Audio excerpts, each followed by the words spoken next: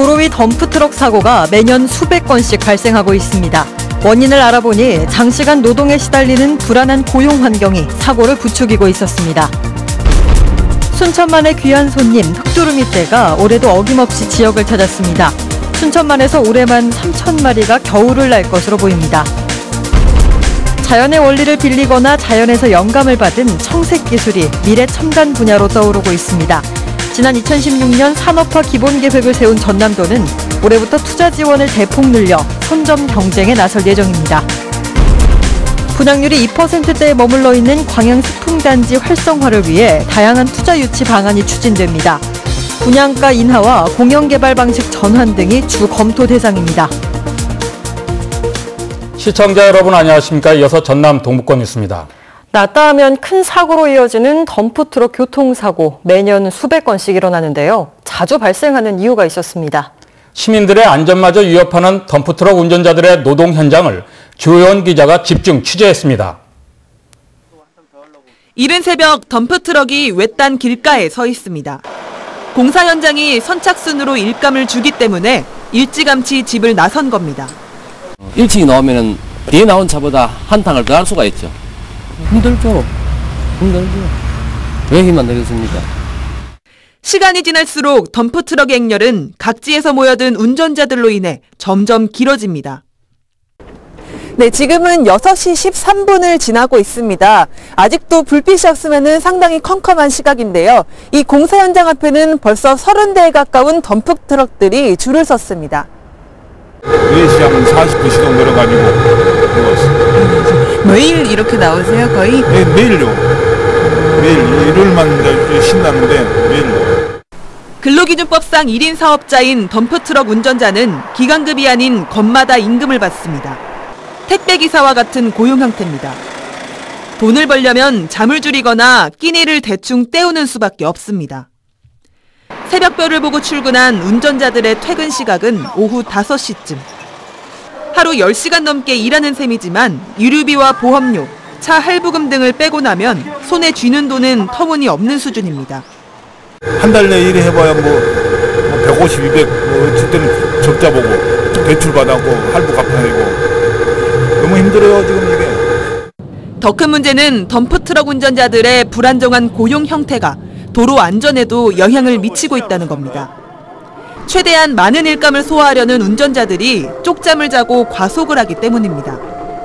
건당 인건비를 줄이려는 건설업체가 중량 기준을 초과해 화물을 실어주는 경우도 많습니다. 산재보험을 받을 수 없는 덤프트럭 운전자들은 사고 위험이 커 과속과 과적을 꺼리지만 생계 때문에 어쩔 수 없다고 말합니다.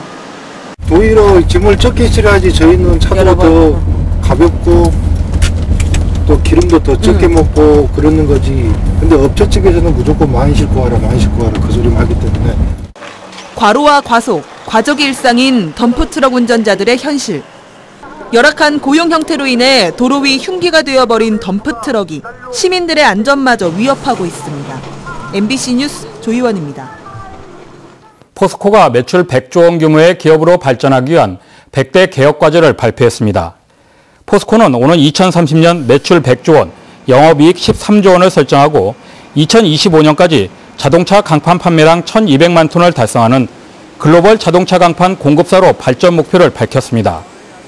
또 산학연 협력실을 신설해 광양과 포항의 벤처밸리 조성과 벤처기업 육성을 담당하는 한편 앞으로 5년간 5,500명의 청년 인재를 육성하는 프로그램을 운영하기로 했습니다. 포스코는 100대 개혁과제 추진을 위해 다음 달 조직 개편에 나섭니다. 여수시가 오는 2022년까지 웅천 마리나 항만 개발 사업을 완료합니다. 여수시는 지난 2016년 해양수산부와 마리나 항만 개발 사업 실시 협약을 체결한 뒤 본격적인 항만 개발에 들어가 내년 1월 실시 설계와 환경 영향 평가에 나설 예정입니다. 오는 2022년까지 모두 797억 원의 사업비를 들여 웅천 15만여 제곱미터의 항만 기반 시설이 완료되면 클럽하우스와 문화상업시설 등 다양한 마리나 복합시설이 들어설 계획입니다. 순천만을 찾고 있는 천연기념물 흑두루미가 해마다 크게 늘고 있습니다. 지역민과 지자체가 생태 보존을 위해 뜻을 모으면서 올해만 3,000마리가 넘게 순천만을 찾을 것으로 보입니다. 김종수 기자입니다. 붉은 칠면초 사이로 비치는 까만 자태가 한 폭의 풍경화를 연출합니다. 지난달 중순부터 순천만에 자리를 잡은 흑두루미떼가 본격적인 먹이 활동에 나선 겁니다. 매년 반복되는 흑두루미의 도래와 겨울나기는 이제 순천만의 독특한 연례 행사가 됐습니다. 다양한 생물들을 토대로 한 풍부한 먹잇감과 염생식물이 제공하는 포근한 안식처는 흑두루미들에게 매력적일 수밖에 없습니다.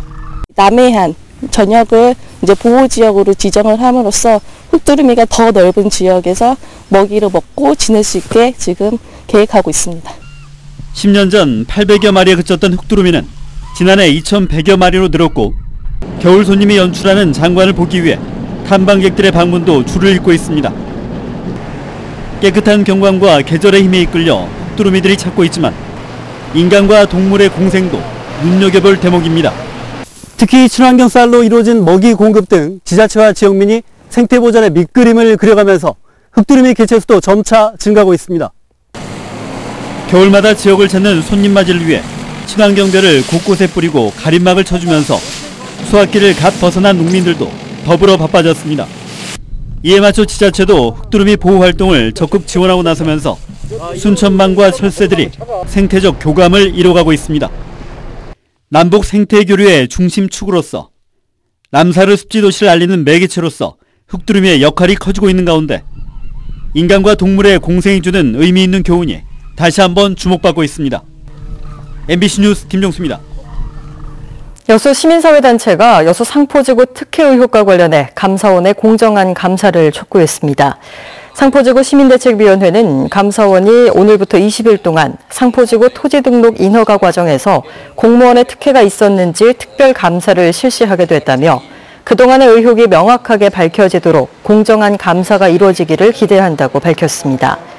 특히 이번 감사가 시민의 정서를 무시한 채 시의회 특위조사보다 못한 감사 결과가 나온다면 공무원의 제 식구 감싸기라는 비판을 면치 못할 것이라며 철저한 조사를 통한 진실규명을 재차 요구했습니다. 분양률이 2%대에 머물러 있는 광양 세풍산업단지 활성화를 위해 다양한 투자 유치가 추진됩니다. 전라남도와 광양만권 경제자유구역청은 전체 240만 제곱미터 가운데 올 초 1단계 49만 제곱미터가 조성된 광양 세풍산단의 분양률을 높이기 위해 분양가 인하와 공영개발 방식 전환 등을 검토할 계획입니다. 또 유치업종의 적정성을 분석해 유치업종 추가 입주 가능성을 살펴보고 입주한 외국인 기업에는 법인세나 취득세를 5년간 전액 감면해 초기 투자 비용을 절감시키는 안을 구상하고 있습니다. 광양보건대 학생들이 설립자의 교비 횡령으로 학습권을 침해받았다며 제기한 소송에서 법원이 위자료 지급을 판결했습니다. 광주지법 민사 1부는 광양보건대 졸업생과 재학생 등 140여 명이 설립자 이홍화 씨 등 4명을 상대로 제기한 등록금 반환 소송에서 학생들에게 6,300여만 원을 지급하라고 밝혔습니다. 학생들은 지난 2015년 이 씨와 법인이사 등을 상대로 소송을 제기했으며 1심에서는 3,900여만 원의 배상 판결이 났습니다. 우리가 흔히 만나는 자연의 원리를 빌리거나 자연에서 영감을 받은 기술을 청색 기술이라고 합니다.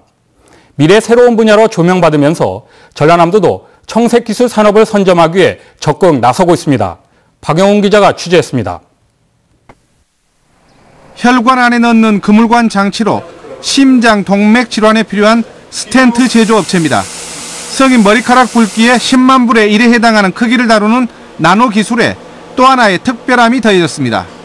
물방울이 맺히는 연잎 표면에 보풀 같은 융의 원리로 나선형 스텐트를 만들어 혈액에 찌꺼기가 쌓이는 기존 스텐트의 단점을 보완한 겁니다. 전남도 지원으로 산학연이 공동 개발한 것으로 2, 3년 뒤 상용화를 기대하고 있습니다.